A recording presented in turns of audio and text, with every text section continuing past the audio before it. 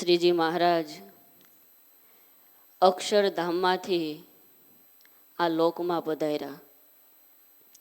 અનંત જીવોના કલ્યાણ તો કર્યા, પણ સાથે સાથે પોતાના આશ્રિત જે ભક્ત છે, કે જે કોઈ જીવ પ્રાણી માત્ર છે, પછી એ બુભુક્ષુ હોય કે મુમુક્ષુ હોય, તમામના જીવનમાં કાયમ માટે સુખ, શાંતિ અને આનંદની વર્ષા થતી રહે એવી અનેક રત્નકણિકાઓ મહારાજે આપી છે.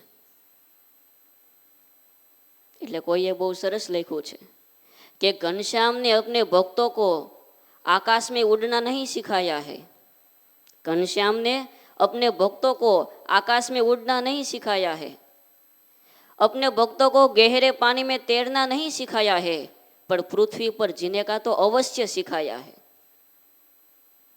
કે પોતાનો જે ભક્ત છે એ જ્યારે એક સમાજમાં રહે છે, અનેક માણસો સાથે એને જ્યારે વ્યવહાર કરવાના છે, વહેલી સવારથી લઈ મોડી સાંજ સુધી એમના જીવનમાં ક્યાં ક્યાં પ્રોબ્લેમ આવવાના છે એ 200 વર્ષ પહેલા શ્રીજી મહારાજને ખબર હતી. અને એટલા માટે એ શ્રીજી મહારાજે શિક્ષાપત્રીનું આલેખન કર્યું. અને એમાં એક ખૂબ સુંદર રત્નકણિકા આપી જે આજે આપણે સમજવી છે. ખૂબ નાનો એવો શ્લોક છે, સાર તો એવો છે, પૈસા કેવી રીતે વાપરવા. પૈસા તો છે ને બધાની પાસે, હા તો પાડો. હા, અત્યારે કઈ ફાળો નથી લખાવાનો તમ તારે. બધાની પાસે પૈસા છે, પણ એ કેવી રીતે વાપરવા એ મહારાજ બતાવે છે. આય દ્રવ્યાનુસારેણ વ્યય કાર્યો હિ સર્વદા અન્યથા તો મહદુઃખમ ભવેદિત્યવધાર્યતામ. આય દ્રવ્યાનુસારેણ વ્યય કાર્યો હિ સર્વદા. જે પ્રમાણે તમારી આવક છે એ પ્રમાણે ખર્ચ કરવો. કેટલો સમય? 1 વર્ષ, 2 વર્ષ, 5 વર્ષ? મહારાજે લખ્યું સર્વદા. કાયમ માટે આપણી પાસે જે આવક હોય એ પ્રમાણે ખર્ચ કરે તો સુખ થાય, અને એ પ્રમાણે ખર્ચ ન કરે તો અન્યથા તો મહદ દુઃખમ, મોટું દુઃખ આવે. આ દુનિયામાં તમામ પ્રકારના મેનેજમેન્ટ સહેલા છે, પણ એક લેખકે લખ્યું કે body management and money management are very difficult. શરીરનું મેનેજમેન્ટ કરવું અને પૈસાનું મેનેજમેન્ટ કરવું ને એ નવનેજા પાણી ઉતરી જાય. પૈસા કેટલા છે એના આધારે તમે સુખી કે ગરીબ નથી. જોજો, વિચારજો. પૈસા તમારી પાસે કેટલા છે એ આધારે તમે સુખી કે ગરીબ નથી, પણ એ પૈસાને કેવી રીતે વાપરો છો, ક્યાં વાપરો છો, કઈ જગ્યાએનું ઇન્વેસ્ટમેન્ટ કરો છો, એના આધારે સુખી કે દુઃખી થવાય છે. આજે ઘણા એવા હીરા હોય, વ્યવહારમાં ટપ્પો ન પડતો હોય, અને મોટા ઉપાડે કે ને ઘોડા ઉપર બેસીને લગ્ન કરી આવે, પછી શું થાય? વ્યવહાર તો આવડતો ન હોય, કા ઉડાવ હોય, ગમે ત્યાં સાહસ કરી બેસે, પછી દેવું થઈ જાય, લોન લેવી પડે, લોન ભરપાઈ થાય નહીં, પછી ભાગી જવું પડે, આત્મહત્યા કરવી પડે. પણ જો મહારાજનો એક શ્લોક છે એમના જીવનમાં વણાઈ જાય કે જે પ્રમાણે આવક હોય એ પ્રમાણે ખર્ચ કરવો. આમ તો શ્રીજી મહારાજ ભટવદર દાદા ખાચરની જાન લઈને ગયેલા. ત્યાંથી મહારાજ પાછા ફરતા હશે એ વખતે માલપર ગામમાં પધાર્યા. માલપર ગામમાં પધાર્યા એટલે બધા ભક્તોને ખબર પડી કે મહારાજ પધાર્યા છે. એટલે જે ભક્ત સમુદાય હતો એ ઝડપથી મહારાજની પાસે પહોંચી ગયા. આજુબાજુમાં કોઈ ભાવિકો હશે એને પણ વાત કરી, આવો અમારા સ્વામિનારાયણ ભગવાન પધાર્યા છે, એમના દર્શન કરો, આપના અંતરમાં શાંતિ થશે. જે કોઈ મુમુક્ષુ શ્રદ્ધાવાળા હતા એ બધા મહારાજની પાસે આવ્યા. સભા થઈ પછી એક ભગતે વાત કરી કે મહારાજ, અમારા ગામના બે ભાવિકો છે ને, એમની પાસે આવક ઘણી છે, પણ ખબર નથી પડતી ક્યાં પૈસા જાય છે. એના હાથમાં પૈસા રહેતા જ નથી, અને જેમ જેમ સુખી થવા પ્રયત્ન કરે એમ દુખી થતા જાય છે. તો મહારાજ, એવી કંઈક કૃપા કરો ને કે પૈસો અમારા પાસે ટકે. મહારાજ મનમાં બોલ્યા કે ભાઈ, લક્ષ્મીજી તો ચંચળ છે, એ કોઈના થયા નથી ને કોઈના થવાના પણ નથી.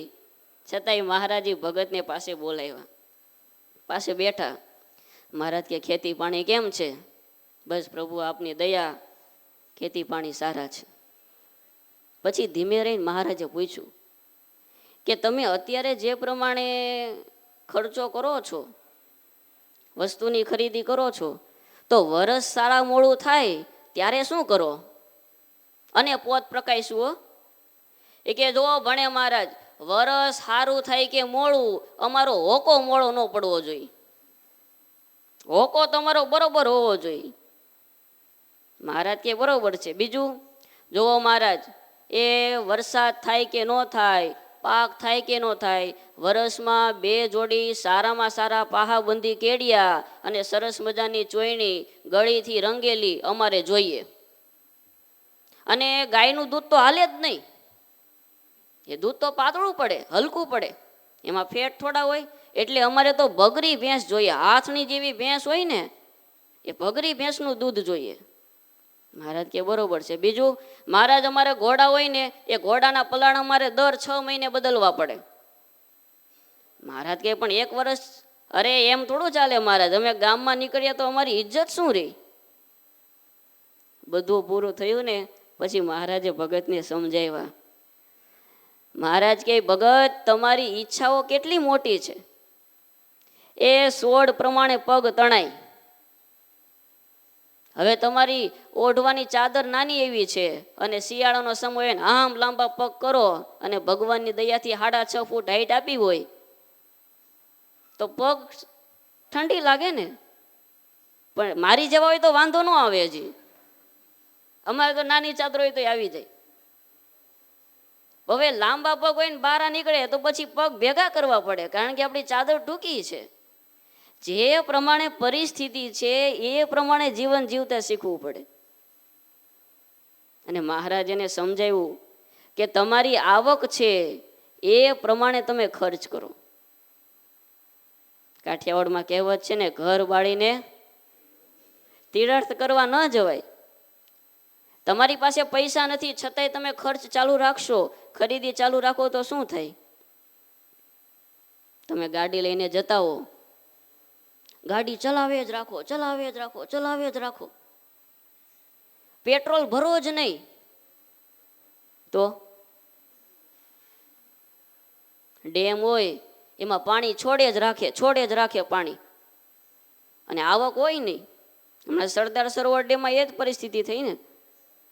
જે અમુક ક્યુસેક પાણીની આવક હતી એ કરતાં જ આવક વધી ગઈ, કારણ કે સૌરાષ્ટ્રમાં અને કચ્છમાં બધે કેનાલો પહોંચી, એટલે બધે પાણી તો પહોંચાડવું પડે. પહેલી વાર પહોંચાડ્યું એટલે ખેડૂતોએ વાવણી કરી કે હવે પાણી આવવાનું છે, અને જો બીજી વાર પાણી ન પહોંચાડે તો એ બિચારા ગરીબ અનાધાર ખેડૂત, એના મોલ સુકાઈ જાય. એટલે પાણી તો છોડવું પડે. સરદાર સરોવર ડેમ બન્યા પછી એક પણ વખત ખાલી નથી થયો. આ વર્ષે ખાલી થઈ ગયો. આવક ઓછી છે, જાવક વધી ગઈ.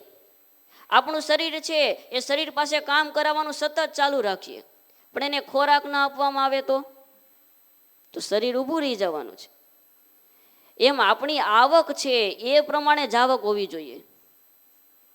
આપણી પાસે કમસે કમ મહિનાનું બેલેન્સ તો કેટલું આપણી પાસે વધે છે એ આપણી પાસે એનો હિસાબ હોવો જોઈએ. ક્યાં કેટલા પૈસા વાપરવાના છે, ક્યાં કેટલી જરૂરિયાત છે. ગમે તેમ આપણે પૈસા વાપરીએ તો એક સમય એવો આવશે કે દુઃખી થવા સિવાય આપણી પાસે કોઈ બીજો ઓપ્શન નહીં હોય.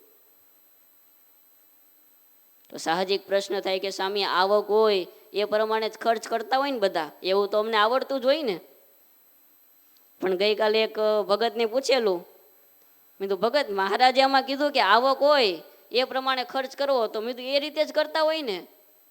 એને કીધું કે સ્વામી આવક કરતા અત્યારે 10 ગણા ખર્ચા વધી ગયા છે. એનું પહેલું મોટામાં મોટું કારણ હોય તો દેખાદેખી, ઈર્ષ્યા.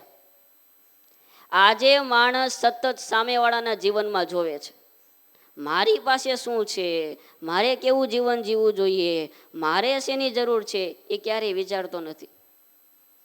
સામે રહેતા હોય અને સામેવાળાના ઘરે એક સારું ટીવી આવે, હવે પોતાની પાસે ટીવી તો હોય જ, પણ છોકરાઓ જીદ કરે, પપ્પા સામે મોટો LCD ટીવી આવ્યું, મારે પણ ટીવી જોઈએ છે. તો કે હા, એ વાત સાચી છે, અને ટીવી કાઢી અને નવું ટીવી લઈ. હવે નાનું ટીવી ને મોટા ટીવી, એમાં કલાકારો તો સરખા જ આવવાના છે ને. કઈ મોટા ટીવી લેશો તો કઈ કલાકાર થોડા ઘરમાં આવીને રસોડું બનાવી દેશે. તમારી યાર ધંધી આવે મોટું ટીવી લ્યો તો દ્રશ્ય તો એ જ દેખાવાનું છે, પણ થોડો માઇનોર ફેર પડતો હોય, એ ફેર માટે પણ પોતે જૂની વસ્તુ કાઢી અને તરત નવી વસ્તુ લે. સારામાં સારો ફોન ચાલતો હોય છતાં પણ હમણાં એક સર્વેક્ષણ થયેલું કે ભારતમાં 20 વર્ષથી 30 વર્ષ વચ્ચેના જે યુવાનો છે, એમની પાસે કોઈ પણ ફોન 6 મહિના ટકતો નથી.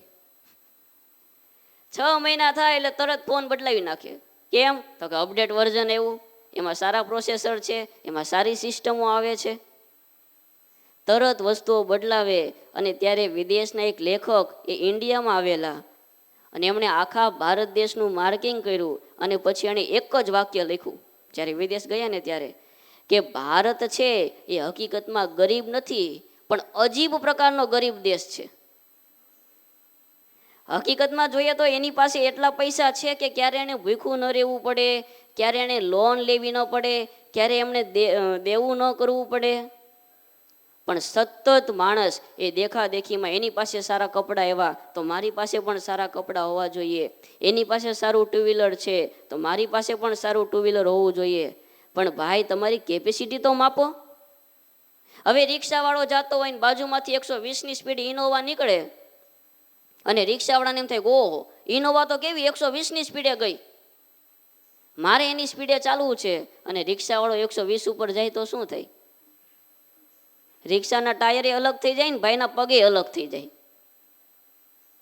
રિક્ષાવાળાની કેપેસિટી છે એ પ્રમાણે એણે ચાલવાનું છે, અને ઇનોવાવાળાની કેપેસિટી છે એ પ્રમાણે એને ચાલવાનું છે. ઘણીવાર કોઈ એવી લલચામણી જાહેરાત આવે. 10 દિવસ પહેલા એક સુરતમાં બની ગયેલો સત્ય પ્રસંગ. ઓલપાડ વિસ્તારમાં એક ગરીબ ગૃહસ્થ માંડ એમનો ઘર ખર્ચો નીકળે એટલી આવક.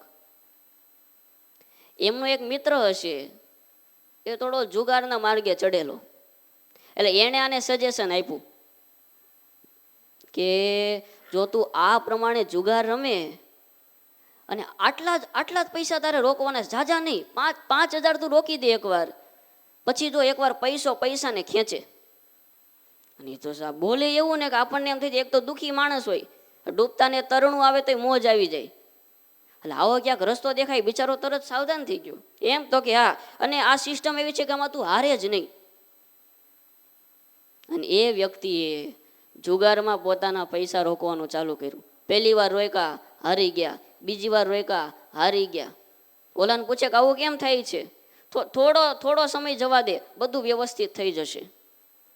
અને એમ કરતા કરતા 1 મહિનામાં એ ભાઈ ઉપર 5.5 લાખ રૂપિયાનું દેવું થઈ ગયું, એક જ મહિનામાં. હવે ઓલા સામેવાળાએ એમને કીધું કે ભાઈ અમારે પૈસા જોઈએ છીએ, તારે પૈસા આપવા પડશે, નહીતર તારી હત્યા કરી નાખીશું. અને આ વ્યક્તિ મૂંઝાણો, કેવું કોને? ઘરે તો પૂછ્યું નહોતું, બીજા કોઈને વાત કરી નથી, અને હવે વાત પણ કોની સાથે કરવી? અને એ વ્યક્તિ એટલો મૂંઝાણો કે રવિવારે બપોર પછી એમના મિસિસ હશે ક્યાંક બહાર ગયા હશે, અને એક છોકરો 5મા ધોરણમાં અને બીજો છોકરો 8મા ધોરણમાં, બંને છોકરાના ગળા દબાવી દીધા. જુઓ તો ખરા કેવી પરિસ્થિતિનું નિર્માણ થાય. નાનો દીકરો હતો એને ધાબે લઈ ગયા અને ત્યાં એનું ગળું દબાવી દીધું, અને નાનો દીકરો હતો એને ઝેર પાઈ દીધું. અને પોતે પણ લટકવાની તૈયારી કરતો હતો. હજી જ્યાં દોરડું ગળામાં નાખે ત્યાં એમના કોઈક સગા સંબંધી આવી ગયા અને એમને બચાવી લીધા અને તાત્કાલિક એમને દવાખાને લઈ જવા પડ્યા. દેખાદેખી, ઈર્ષ્યા કે મારે ઝડપથી પૈસાદાર બની જવું છે, મારી પાસે ધોમ પૈસા હોવા જોઈએ, હું ધારું તે મેળવી શકું. પણ શ્રીજી મહારાજ વચનામૃતમાં ના પાડે છે. એટલે જો મહારાજે વચનામૃતમાં લખ્યું કે જે પોતે પોતાને જોતો નથી તે અજ્ઞાનીમાં અજ્ઞાની છે, મૂરખમાં પણ મૂરખ છે. ઘણી બધી મહારાજે ડિગ્રી આપી. પોતાની કેપેસિટી સામું જોવે કે મારી ખર્ચ કરવાની કેપેસિટી કેટલી છે. અને ત્યારે વિશ્વના જે ધનવાન વ્યક્તિઓ કહેવાય એમાં જેનું અગ્રીમ સ્થાન કહેવાય એવા વોરન બફેટ. આમ તો વોરન બફેટને મની મેગ્નેટની ઉપમા આપી છે. પૈસાનો પહાડ છે, ચુંબકીય પહાડ. એટલે કઈ પૈસા કઈ ઓટોમેટિક ખેંચીને ભેગા ન થાય, પણ એની પાસે એવી સારી નીતિઓ છે, એની પાસે એવા સારા પ્લાન છે કે વોરન બફેટ પાસે ઓટોમેટિક પૈસા ખેંચાય છે. અને એમને કોઈએ પૂછ્યું કે તમે આટલા સુખી છો એનું કારણ શું, ત્યારે એને પહેલું કારણ એ આપ્યું કે સે નો ટુ ટોયસ, કે તમે રમકડા ખરીદવાનું બંધ કરો. તમે રમકડા ખરીદો છો કે નહીં? સ્વામી રમકડા તો નાના હોઈએ ત્યારે ખરીદવાના હોય. પણ એમણે કહ્યું કે આજે માણસ જે મોંઘા મકાનોની ખરીદી કરે છે, સારી કાંડા ઘડિયાળ જોઈએ છીએ, સારા બૂટ જોઈએ છીએ. બ્રાઝિલમાં એક યુવાન છે, એમની પાસે 7 લાખ રૂપિયાના ચશ્મા છે. હવે શું દેખાતું હશે એમાં? 7 લાખ રૂપિયાના તો ચશ્મા. તમે આજે મકાન, મોંઘી ગાડીઓ, સારા સ્માર્ટફોન ખરીદો છો, એ તમારી જરૂરિયાત છે? ઈચ્છા મુજબ નહીં, જરૂરિયાત મુજબ જીવન જીવતા શીખો. અને પછી એમણે પોતાની વાત કરી કે આજથી 60 વર્ષ પહેલાં મારી પાસે પૈસા નહોતા, ત્યારે મારી પાસે જે મકાન હતું, આજે 60 વર્ષ પછી વિશ્વના ધનપતિઓમાં મારો 3જો નંબર છે. 8,410 કરોડ યુએસએ ડોલર એની નેટવર્થ છે પ્રતિ વર્ષ. આટલી મોટી નેટવર્થ હોવા છતાં પણ 60 વર્ષ પહેલાં જે મકાનમાં રહેતો હતો એ જ મકાનમાં રહું છું.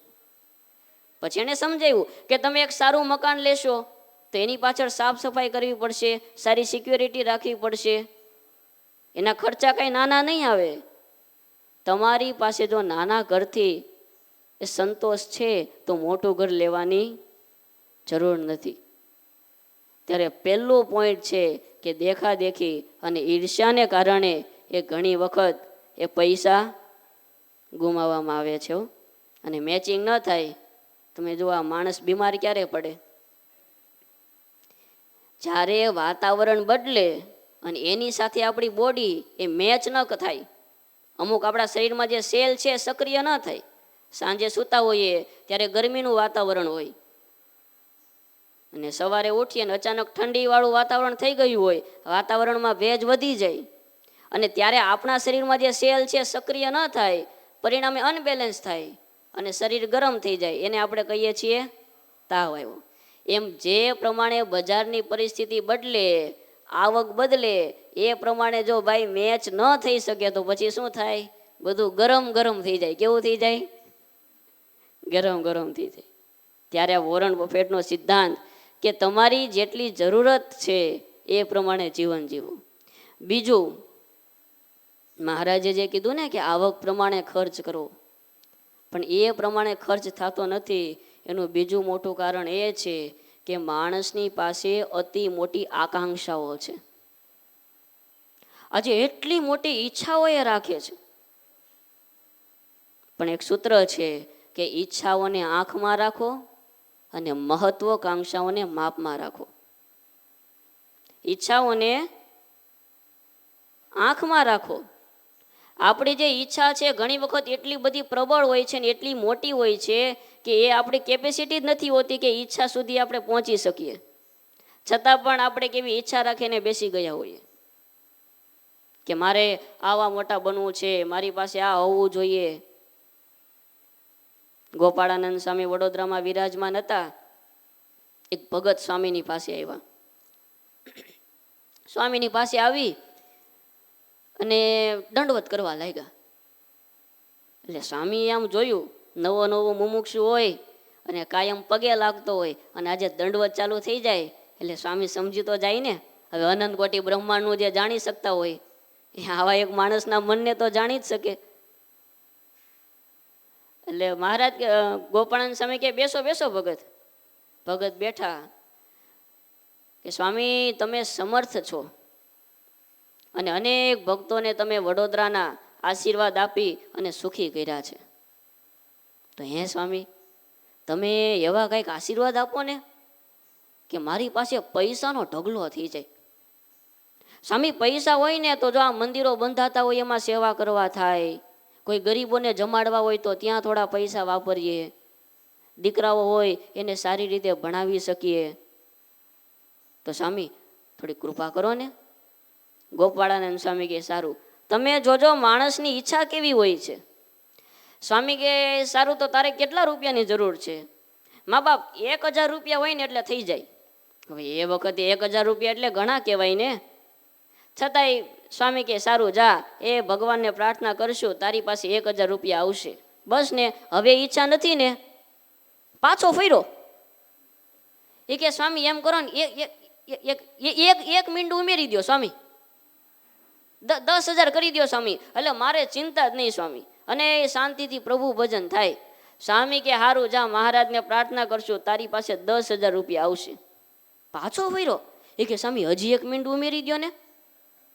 પણ આ તમે સાધુની દયા જુઓ. સ્વામી કે હારું જા, 1 લાખ મળશે બસ. તો એ કે સ્વામી હજી એક મીંડું ઉમેરી દો, 10 લાખ કરી દો. ગોપાળાનંદ સ્વામી ઊભા થઈ ગયા. ભલા માણસ 10 લાખ રૂપિયા આવશે ને પછી કોઈ દી મંદિરનું પગથિયું નહીં ચડતું. જા શાંતિથી માળા મેળ કરવા, મોટા સાધુની અનુવૃત્તિ પ્રમાણે જીવાય. બહુ પ્રાર્થના કરી. સ્વામી કે હવે પૂરું થઈ ગયું. 1000 રૂપિયાની ઈચ્છા હતી, એમાંથી 10,000, એમાંથી લાખ, એમાંથી 10 લાખ. હજી તો સ્વામીએ થોડોક આગળ વધાર્યું હોત ને તો કરોડ, અબજ, ખરવ નિખરવ ક્યાં સુધી પહોંચી જતો. સતત ને સતત એની ઈચ્છાઓ એ વધતી જાય છે. રાજા ભોજ હતા, એના દરબારમાં એક ભિક્ષુક આવ્યો અને દરબારની પાસે એ ભિક્ષાની યાચના કરી કે મહારાજ મારી ઉપર દયા કરો. અને રાજા ભોજ હતા, એમણે એક સોનાનો હાર પહેરેલો, એ હાર મૂકી દીધો. મહારાજ આ પાત્ર તો ભરાયું નહીં. હીરા ઝવેરાત મંગાવ્યા, હીરા ઝવેરાત આપી દીધા, સોના ચાંદીના સિક્કા આપ્યા. નાખતા જાય. એની પાસે કેટલું સોનું, કેટલા હીરા ઝવેરાત, સોના ચાંદીના સિક્કાઓ બધું જ નાખતા જાય, પણ આ પાત્ર ભરાય નહીં. રાજા ભોજ આશ્ચર્યમાં ડૂબી ગયા અને પછી છેલ્લે પૂછ્યું કે ભાઈ આ તારી પાસે આ પાત્ર છે શું છે? અને ત્યારે માણસ હસતા હસતા બોલ્યો કે મહારાજ આ માણસનું ખોપડું છે. માણસનું ખોપડું છે, એને ગમે તેટલું આપો એમાંથી ક્યારેય પણ એને તૃપ્તિ થવાની નથી. અને ત્યારે અક્ષરાનંદ સ્વામીની વાતોમાં એક સરસ મજાની સાખી આવે છે. આશા ઊંડી ખાણ પહાડથી થાય નહીં પૂરી. આશા ઊંડી ખાણ પહાડથી થાય નહીં પૂરી, હેમ મેરુ સમ હોય તો પણ રહે અધૂરી. મેરુ પર્વત કેવડો? આ દુનિયામાં નંબર 1 પર્વત આપણા શાસ્ત્રોની દ્રષ્ટિએ મેરુ કહેવાય. આજે વિજ્ઞાન તો એમ કહેતું હોય માઉન્ટ એવરેસ્ટ મોટો છે, પણ સૌથી મોટો પર્વત હોય તો મેરુ પર્વત. બ્રહ્માંડોને પાર એની છે ગતિ છે. હવે એવો મોટો મેરુ પર્વત એ પાછો હેમસમ હોય, આખો સોનાનો પર્વત હોય, અને એ કોઈ વ્યક્તિને આપવામાં આવે તો પણ એ વ્યક્તિને ક્યારેય તૃપ્તિ થતી નથી. એટલી મોટી ઈચ્છાઓ છે અને ઈચ્છાઓને આધીન થઈ અને પોતે એ ખર્ચા કરે છે, અને એટલા મોટા ખર્ચા એના વધી જાય છે. અને ભાઈ કીધું ને મની મેનેજમેન્ટ છે. જેમ પૈસાને ખેંચે ને એમ પાછું દેવું પણ દેવાને ખેંચે. એકવાર દેવું થઈ જાય એટલે કામ પૂરું થઈ ગયું. અને ત્યારે આ વોરન બફેટનો બીજો સિદ્ધાંત કે take your financial decision wisely, કે તમારે કોઈ પણ ખર્ચ કરવો છે, તમારે ક્યાંય પૈસાનું ઇન્વેસ્ટમેન્ટ કરવું છે તો વિચારો. એ ખર્ચને વિચારો એ વિચાર કર્યો છે એની પર પાછો બીજો વિચાર કરો.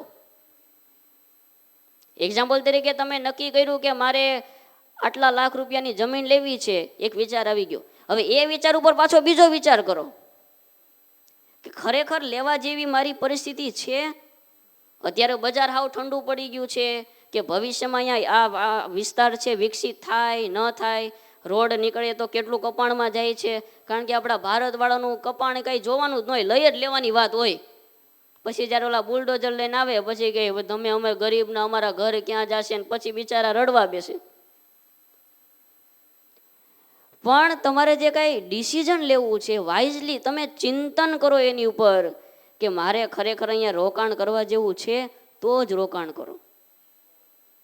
અને બીજું કે આપણા જીવનમાં જેટલી આવક છે એ પ્રમાણે બધો જો ખર્ચ થઈ જશે તો આપણી પાસે બચત ખાતું રહેશે નહીં. અને અત્યારે વર્તમાન પરિસ્થિતિ એવી છે કે આપણી પાસે બચત રાખવી જ પડશે. કારણ કે આપણું જીવન છે શેર બજાર જેવું છે. શેર બજારમાં શું હોય, ગમે ત્યારે ગમે એ કંપની હોય ને એના શેર ડાઉન થઈ જાય. ગમે એવી મજબૂત કંપની હોય ને, રિલાયન્સ જીઓના ગઈકાલે શેર ડાઉન થયા કે નહીં તો મને ખબર નથી હો, પણ એના થયા હોય તો કેટલા કરોડો રૂપિયાનું ધોવાણ થઈ જાય. એમ આપણા જીવનમાં પણ ગમે ત્યારે હવે કાંઈ ન હોય ને દીકરો ભણવા માટે ગયો હોય, ગાડી લઈને અચાનક ગાડી ભટકાય અને પગમાં ફ્રેક્ચર થાય ને કે હવે તમારે આ કરાવવું પડશે ને આ કરાવવું પડશે ને 5-10 લાખ રૂપિયામાં ઉતરી જઈએ. હવે ત્યારે જો બચત ન કરી હોય તો. અને અત્યાર સુધી એવું સૂત્ર ચાલ્યું આવે છે આપણા સૌ કોઈના જીવનમાં, income minus expense is equal to saving.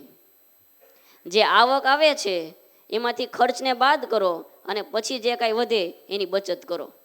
Income minus expense is equal to saving. પણ અત્યારનું MBA મેનેજમેન્ટ આને ના પાડે છે. અત્યારે એવું સૂત્ર રાખવું પડશે, income minus save is equal to expense. તમારી જે કાંઈ આવક છે એ આવકમાંથી પહેલાં બચત બાદ કરો. 10,000 રૂપિયા આવે છે તો 2,000 સાઈડમાં જ રાખી દો કે 2,000 તો બચત કરવાની જ.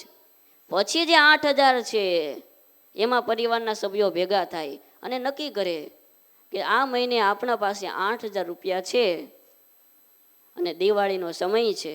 દરેકને મનમાં હોય કે ભાઈ મારે સારા કપડાની ખરીદી કરવી છે કે સારા ફટાકડા લેવા છે. જો કોઈ એક વ્યક્તિને સુખી થવું છે તો બાકીના જે સભ્યો છે એને દુઃખી થવું પડશે. અને જો તમામે સુખી થવું છે તો તમારી જે પ્રાયોરિટી છે ને થોડી થોડી ડાઉન કરવી પડશે.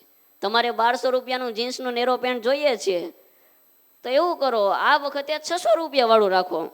ભગવાન દયા કરશે પછી 5,000 વાળું લેજો ને. તો એ પરિવાર સાથે બેસીને જો ચર્ચા થાય તો ધીરે ધીરે એ આપણે સુખી થઈએ. બાકી જે શ્રીજી મહારાજ અહીંયા બોલ્યા છે કે આવક પ્રમાણે ખર્ચ કરવો. અને જો ત્રીજો પોઈન્ટ કે આજના દરેક માણસને ઝડપથી પૈસાદાર બની જવું છે. દરેકને એટલી ઝડપથી પૈસાદાર બની જવું છે કે હજી તો ધંધે ચડ્યો હોય અને 1 વર્ષમાં તો મારો પગાર લાખ રૂપિયા 5 લાખ રૂપિયા આટલા હોવા જોઈએ, પણ એનું ભણતર, એના વિચારો, એનું કાર્ય એ પ્રમાણે પાછું હોય નહીં. તો એ હિસાબ તો રાખવો પડે ને. હરિચરિત્રામૃત સાગરમાં લખ્યું કે શ્રીજી મહારાજ અક્ષર ઓરડીમાં વિરાજમાન હોય. જ્યારે ગઢડામાં હોય ત્યારે સાંજના સમયે મહારાજ અક્ષર ઓરડીમાં વિરાજમાન હોય તો જે કાંઈ ગાયો ભેંસોનું દૂધ દોવાય એ સવાર અને સાંજ દૂધની 20 તાંબડીઓ શ્રીજી મહારાજ પાસે આવતી. તમે જો અનંત કોટી બ્રહ્માંડના અધિપતિ છે છતાં એ હિસાબ રાખે છે. અને મહારાજની પાસે એક લાકડી હતી, એ દૂધની તાંબડી આવે એટલે મહારાજ આમ લાકડી બોળે અને આમ દૂધનું માપ કાઢે કે ઓછું નથી થયું ને. એ દૂધનું માપ કાઢે ને ફાઇનલ થઈ જાય પછી જીવુબાન લાડુબા પાસે દૂધ જાતા. વિચાર કરો, સ્વામિનારાયણ ભગવાન દૂધનો હિસાબ રાખતા હોય તો પૈસાનો તો રાખવો જ પડે. દૂધ કઈ એટલી મોંઘી વસ્તુ નથી, છતાંય મહારાજ એનું પણ ધ્યાન રાખતા, એનું માપ કાઢતા કે ઘટી નથી જતું ને. ત્યારે આપણા જીવનમાં પણ હિસાબ રાખવો પડશે જો સુખી થવું હશે પછી મહારાજ ઉપર દોષ ઢોળીએ કે મહારાજ અમારું ધ્યાન રાખતા નથી, ભક્ત વત્સલ ભગવાન પણ ભક્તની સામું તો જોતા નથી, અને પછી આપણે ચિઠ્ઠીઓ લખીને લખીને મૂકવી પડે અહીંયા. પણ એ કરતાં આપણે જ સાવધાન થઈ જઈએ. અને મહારાજની વાત છે ને એ સૈદ્ધાંતિક ને અડીખમ હોય છે, એ યુગો પછી પણ કોઈ ફેરવી ન શકે. નહીંતર ઘણી વખત કંઈક નિવેદન આપ્યું પાછા ચેન્જ કરવા પડે. પણ મહારાજની વાત એવી ન હોય, મહારાજ 200 વર્ષ પહેલા લખી ગયા હોય એ જ વાત આજે પણ. તમે જુઓ તો ખરા, આજે જેને ઝડપથી પૈસાદાર થવો છે, આજે ભારતનો 70% સમાજ લોન ઉપર જીવે છે. અને સરકાર એવી દયાળુ છે ને, તમારી પાસે 25 લાખ હોય ને તમને 25 કરોડ સુધીની લોન આપે. એકદમ મકાન બતાવો ને 4 વ્હીલ બતાવો એટલે સીધું તમને 10-12 લાખ રૂપિયાની લોન મળે. અને સીધું પછી કામ ચાલુ કરી દે. કે છે ને ઓલા દાદા હતા ને આંખની હોસ્પિટલમાં ગયા, ડૉક્ટર સાહેબને આંખ બતાવી એટલે ડૉક્ટર સાહેબે સૂચના આપી કે તમારી આંખ છે એમાં આંખનું તેજ ઘટતું જાય છે, એટલે તમારે કાયમ લોન ઉપર ચાલવું, તો ધીરે ધીરે તમારી આંખનું તેજ વધશે. ત્યારે બાપા બોલ્યા, સાહેબ આખું ઘર લોન ઉપર હાલે છે, અમારી ગાડીઓ અમારા ટીવી આખો પરિવાર લોન ઉપર છે. કેટલી કેટલી લોનો લે. નહીં, સાહસ કરવું જોઈએ. તમારે કાંઈ નવો ધંધો કરવો છે, જીવનમાં વિકાસ કરવો છે તો સાહસ કરવું પડે. સાહસ કરો પણ ગાંડું નહીં. ગાંડા સાહસ કરીને બેસે તો પછી વિજયભાઈ માલ્યા જેવું થાય. નીરવભાઈ મોદી ને લલિત મોદી જો બિચારા ભારત દેશ છોડી દેવો પડ્યો. કેવો મોંઘો ભારત દેશ, હે દુર્લભે ભારતે જન્મ. આ ભારત દેશમાં જન્મ મળવો દુર્લભ, એમાં રહેવું દુર્લભ, અને ભારત મૂકી અને અમેરિકા લંડન ને ક્યાં બધા ફરે છે ને. ચિંતા કેટલી પાછી, એને ચિંતા, એની પાછળવાળાને ચિંતા. ત્યારે લોન લેવાની ના નથી, પણ આપણી પાસે કમસે કમ એટલું મેનેજમેન્ટ તો હોવું જોઈએ. એટલી લાંબુ થોડુંક વિચારીએ કે ભાઈ આ ક્યાં રોકાણ થશે, કેવી રીતે કરશું, એમાંથી મને કેટલો નફો મળશે, પછી રોકાણ કરવું જોઈએ. અને છેલ્લું, દરેક વ્યક્તિને મોજ શોખથી જીવવું છે, મોજ મજા કરવી છે. પછી ભવિષ્યમાં જે હોય તે થાય. જ્યાં સુધી આપણી પાસે પૈસા છે અને સારા દિવસો છે એટલે મોજ શોખ કરી લ્યો. પણ એ મોજ શોખ છે એ ક્યારેક છોડવા પડે છે. ઘણીવાર આપણા ઘરમાં નાનો નાનો ખર્ચો હોય ને એ પણ આપણને દેવા તરફ લઈ જાય. હવે કોઈ વ્યક્તિ હોય ને સેવ ટમેટાનું શાક ભાવે છે, એટલો બધો રાજી થઈ જાય. જેમ ઓલા અલ્લવજીને રીંગણા ભાવતા, એમ ઘણાને સેવ ટમેટાનું શાક ભાવતું હોય. હવે સેવ ટમેટાનું શાક એને દરરોજ જોઈએ. શિયાળામાં ખાય તો વાંધો નહીં, પણ ઉનાળામાં કે મારે તો સેવ ટમેટા જ જોઈએ. પણ હવે શિયાળામાં ટમેટાની સિઝન હોય ત્યારે 50% ભાવે ટમેટા મળતા હોય ને એ જ ટમેટા તમે ઉનાળામાં તડકામાં લેવા જાઓ તેની કિંમત ડબલ થઈ ગઈ હોય. હવે તમે એમ કહો દરરોજ મારે સેવ ટમેટાનું શાક તો જોઈએ જ. હા, મહિને એકવાર હોટલમાં જવું જ પડે, આટલું કરવું જ પડે. એ અમુક અમુક જે બર્નિંગ ડિઝાયર હોય ને એને દબાવવી પડે. એ ક્યારેક સમય અનુસાર પછી મોજ શોખ કરવાની ના નથી, પણ એ જ્યારે અમુક એવા પરિસ્થિતિ એવા સંજોગો સર્જાય ત્યારે એને છોડવા પડે. એક આપણા પરિવારના જે ભગત છે, અત્યારે તો બીજા સિટીમાં રહી છે, એનો ફોન આવેલો 6 મહિના પહેલાં. થોડુંક આ જીએસટી લાગેલું ને બધું, આમ થોડોક ટેક્સટાઇલમાં બધું ઠંડુ પડી ગયેલું ને, અને ત્યારે પોતે બિલ્ડર લાઇનમાં. અને એમણે વાત કરી કે સ્વામી અત્યારે તો પરિસ્થિતિ બહુ કપરી છે ને બધી વાતો કરી. અને વાતો કરતાં કરતાં મેં પૂછ્યું, ભગત કાંઈ વાંધો નહીં, જે થયું તે. હવે આપણે મહારાજને વિનંતી કરીએ, મહારાજને પ્રાર્થના કરીએ અને હરિજયંતીનો અભિષેક ચાલુ કરો. મેં પૂછ્યું કે તમારી આવક કેટલી છે? તો કે સ્વામી ખાલી 1 લાખ રૂપિયા. ખાલી 1 લાખ રૂપિયા? ભગત 1 લાખ રૂપિયા? અત્યારે સારામાં સારી 15,000 રૂપિયામાં જો ઘર ચલાવતા આવડતું હોય ને તો આવડી જાય. આ મારું કેવું નથી, આ મેં 5-6 જણાને પૂછ્યું છે, અમે જ કંઈ ચલાવતા નથી. કે સ્વામી 15,000 રૂપિયા હોય અને જો સત્સંગી હોય ને બહારના વ્યસન ન હોય અને બહુ નાના મોટા શોખ ન હોય તો 15,000માં ગાડું હાલે ખરા, બચત કદાચ થાય કે ન થાય. 1 લાખ રૂપિયામાં ઘર નથી ચાલતું. પછી પૂછ્યું એનું કારણ, તો કે સ્વામી અમારી પાસે 2 ઇનોવા અને 1 વેગેનાર છે. મારા પત્ની ઇનોવા ગાડી લઈ અને કાયમ દીકરાને લેવા જાય, મૂકવા જાય. મારી પાસે પણ એક મારી ઇનોવા છે. મારો દીકરો યુવાન છે, એની પાસે વેગેનાર ગાડી છે. બીજું તો કે બધાની પાસે ફોન છે. ત્રીજું તો કે સ્વામી અમારે દર મહિને મિત્રો સાથે પાર્ટી કરવાની હોય ઉધનામાં. તો કે એમાં શું હોય? તો કે એમાં બધાએ ફરજિયાત 8,000 રૂપિયા આપવાના.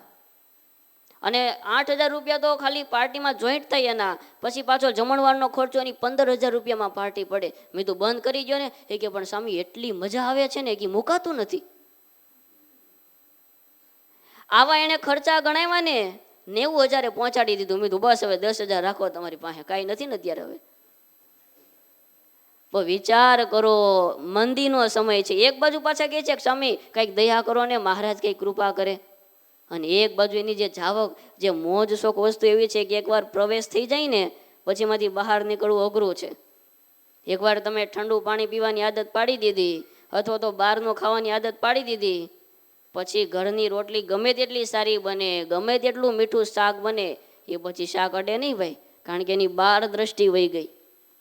એમ જ્યારે આપણી પાસે સારો સમય હોય ત્યારે જે મોજ શોખ છે ને માપે માપે કરવા જોઈએ. કારણ કે હવે સારો સમય હોય ત્યારે ફ્રીજ લઈ લે મોટું 50,000નું સેમસંગનું જબરજસ્ત.